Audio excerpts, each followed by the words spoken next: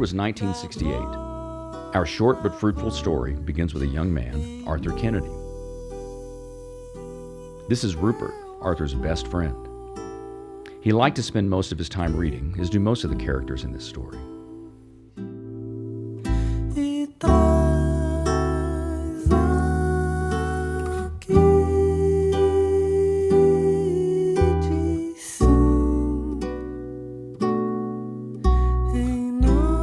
This is Arthur's affluent uncle, Mr. Pittman.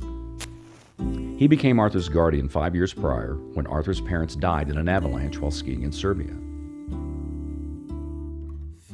He enjoyed reading philosophical work, and at that moment was reading The Social Contract by Jean-Jacques Rousseau.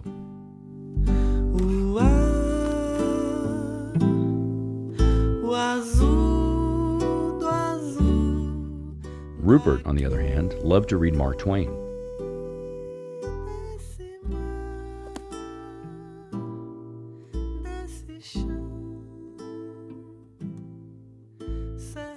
He spent a fair amount of time at Arthur's house because, frankly, he had nothing else to do.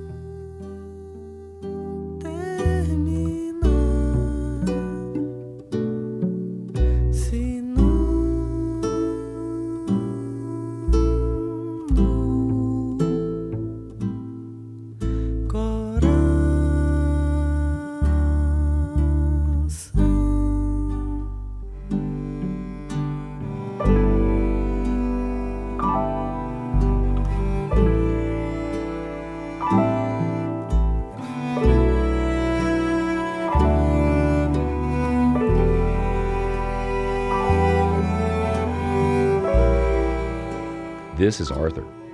Every once in a while, he'll open up a Nancy Drew mystery story, like at that moment. But for the most part, Arthur liked to explore the Jazz Age through Fitzgerald's work, or more contemporary literature from the likes of Roald Dahl.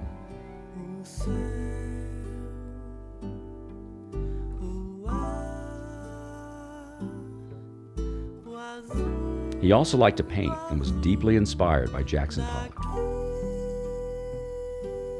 Arthur at times would try to seek the approval of his uncle, but Mr. Pittman never seemed to appreciate his art.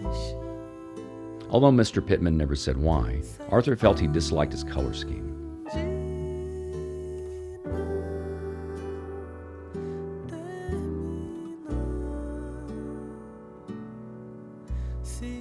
Whenever Arthur had company in his room, he would read. It allowed him to wander off and get lost, yet still stay very grounded on his bed. Sometimes, though, while on his bed, Arthur wished he could disappear into the life of his book.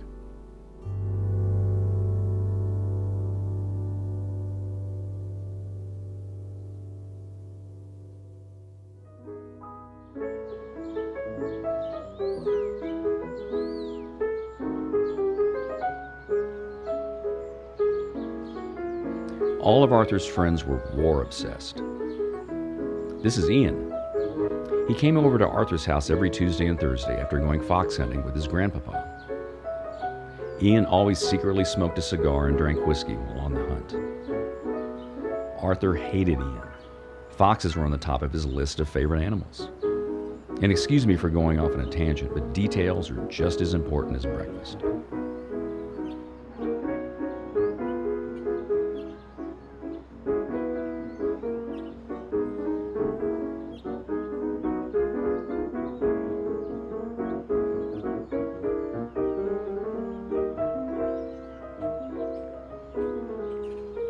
Anywho, Ian and Arthur always shot at oranges as target practice with BB guns. All of Arthur's friends were set on enlisting and going off to Vietnam. All the boys in 12th grade were doing it, and the ladies loved it. Arthur, on the other hand, had zero interest in the whole ordeal. He'd much rather be listening to Nat King Cole while reading James and the Giant Peach.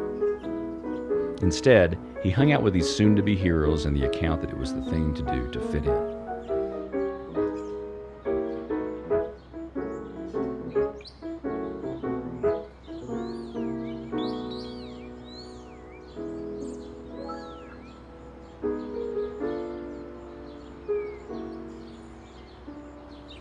The thing was, Arthur was an excellent shot.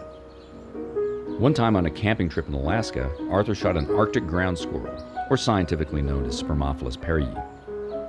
It is one of the hardest rodents to kill. Arthur was praised in the small town of Gustavus for his feat. Arthur's friends envied his natural talent with the gun.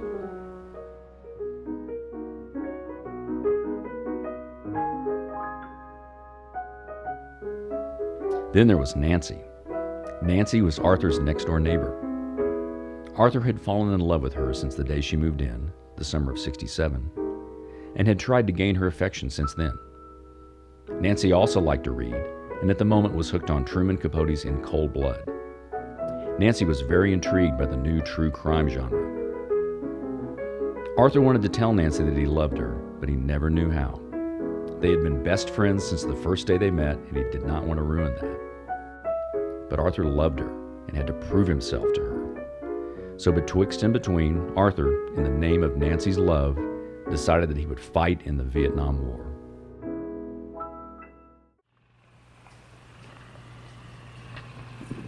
What happened to your squad? They was hit. Most of them was hit by shrapnel, and there was medevac. Well, tell me, you came here at full strength?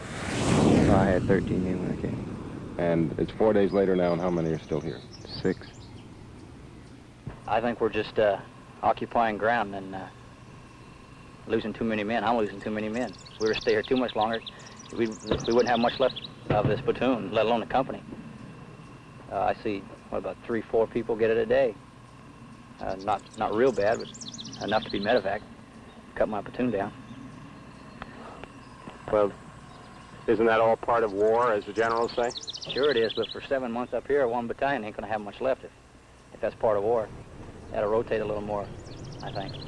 Send us back where we can get new men and train them. See, we're getting new men out here. They're coming out, well, what you might call green, and then they don't know really how to act. The rifles have been jamming, the mud's been, has slowed everything down, the artillery comes in everywhere, and it just gets pretty futile and frustrating sometimes. Well, the really depressing part about it is, like, there isn't really much you can do, you know what I mean? You see the rounds come in, you see your buddies get blown away and wounded and stuff like that. Well, I can't say that I'm scared stiff, but I'm scared. I mean, after a while, you know, it's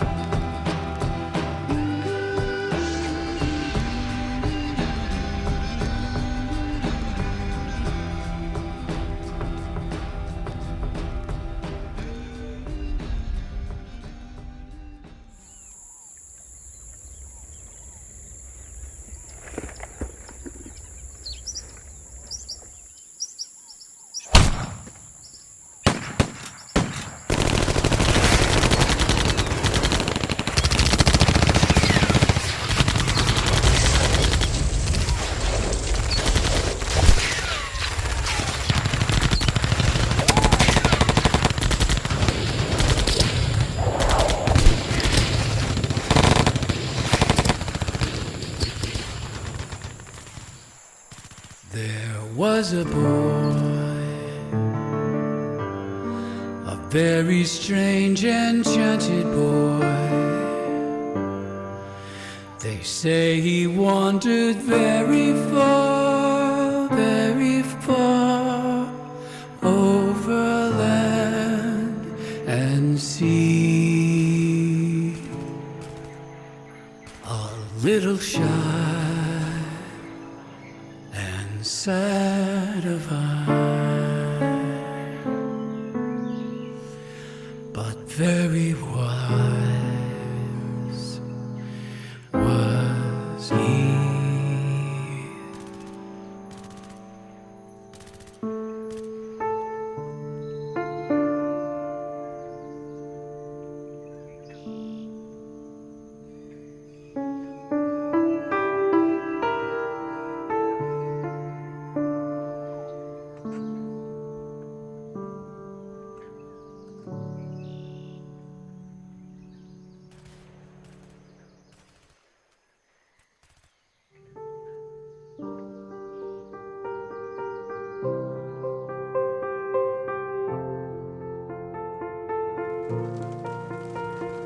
Arthur had been found in the jungle, surrounded by a pack of very tame Calvet gibbon monkeys, before being transported to a hospital.